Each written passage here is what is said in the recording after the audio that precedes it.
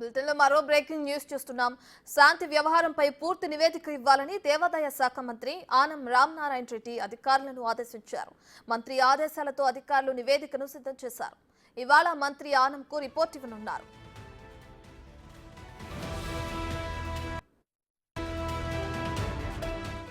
గత 5 సంవత్సరాల కాలంలో శాంతిపై అనేక రకమైన ఆరోపణలు వచ్చాయి. విశాఖపట్నం, విజయవాడలో పలు అక్రమాలకు పాల్పడినట్లు నివేదికలో అధికారులు పేర్కొన్నారు. అనేకమైన అవినీతి ఆరోపణలు రావడంతో గత నెలలో శాంతిని దేవాదాయ శాఖ అధికారులు సస్పెండ్ చేశారు.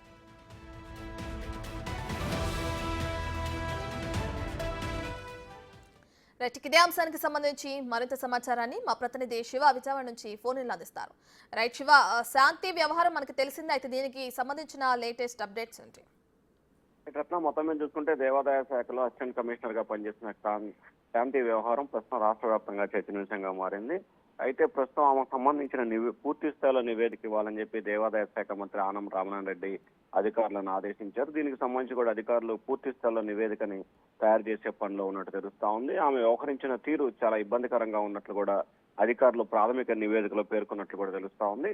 2021 ఆగస్టు 5న విశాఖపట్నం దేవాదాయ శాఖ ఇన్ఛార్జి ఉప కమిషనర్ గా ఉన్న పుష్పవర్ధన్ పై శాంతి ఇసుక చల్లిన ఘటన అప్పట్లో రాష్ట్ర వ్యాప్తంగా సంచలనం సృష్టించింది. ఆ తర్వాత అధికారులు చర్యలు తీసుకోబోతంగా తూతూ మంత్రంగా కేవలం క్షమాపణ చెప్పినట్లు కూడా తెలుస్తోంది. దాంతో పాటుగా ఎన్టీఆర్ జిల్లా విజయవాడ నగరానికి సంబంధించి కూడా ఉన్న చాలా దేవాదాయ ధర్మాదాయ భూములకు సంబంధించి లీజు వ్యవహారాలకు సంబంధించి ఇష్టానుసారంగా వ్యవహరించారు. అలాగే ఒక లీజుదారుడికి సంబంధించిన కూల్చివేతలో కూడా కీలకమైన పాత్ర పోషించారని చెప్పి ఆమెపై ఆరోపణలు ఉన్నాయి. దాదాపుగా తాడేపల్లిలో దాదాపుగా 3 కోట్ల రూపాయల విలువైన విల్లా ఆమె కొనుగోలు చేసినట్లు కూడా తెలుస్తా ఉంది. దీంతో పాటుగా అనేక అంశాలు ఆమెపై ప్రస్తావించినట్లు కూడా తెలుస్తోంది.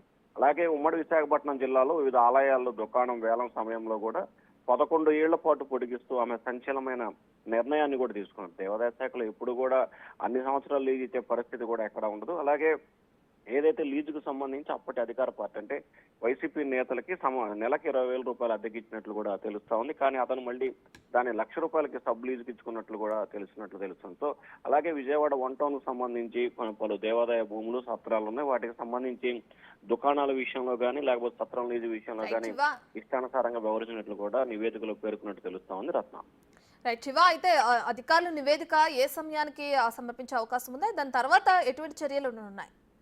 ఇప్పటికే శాంతి వ్యవహార శైలికి సంబంధించి ముఖ్యంగా ఎన్టీఆర్ జిల్లా విజయవాడలో జరిగిన అక్రమాలు లీజు వ్యవహారాలకు సంబంధించి కూడా ఆమెపై దేవాదాయ ధర్మాదాయ శాఖ అధికారులు గత నెల చివరిలో ఈ నెల 1-2 తేదీల్లో కూడా ఆమెపై పూర్తి స్థాయిలో నివేదిక తయారు చేసి సస్పెన్షన్ గురి చేశారు. సో సస్పెక్ట్ అయిన తర్వాతే ఈ వ్యవహారం పూర్తి స్థాయిలో కూడా బయటకు రావడం జరిగింది. అయితే ఈ రోజు 11 గంటల సమయంలో కూడా దేవాదాయ శాఖ మంత్రికి పూర్తి స్థాయిలో నివేదిక ఇస్తున్నట్లు కూడా తెలుస్తా ఉంది. నివేదిక ఇచ్చిన తర్వాత ఖచ్చితంగా ఆమెపై శాఖాపరమైన చర్యలతో పాటు సమగ్రమైన విచారణకు ఆదేశిస్తూ కూడా నిర్ణయం తీసుకునే అవకాశాలు అయితే కనిపిస్తా ఉన్నాయి. తద్వారా ఆమె వ్యవహార శైలిపై ఇప్పటికే ఆమె సస్పెన్షన్ లో ఉన్నారు. పూర్తి స్థాయిలో ఆమెను టెర్మినేట్ చేస్తారా లేకపోతే ఆమెపై శాఖాపరమైన విచారణ చేసి తద్వారా ఏ రకంగా ముందుకెళ్తారు అనే ఉత్కంఠ అయితే ప్రస్తుతం కొనసాగుతా ఉంది. రత్న రైట్, థ్యాంక్ యూ శివ.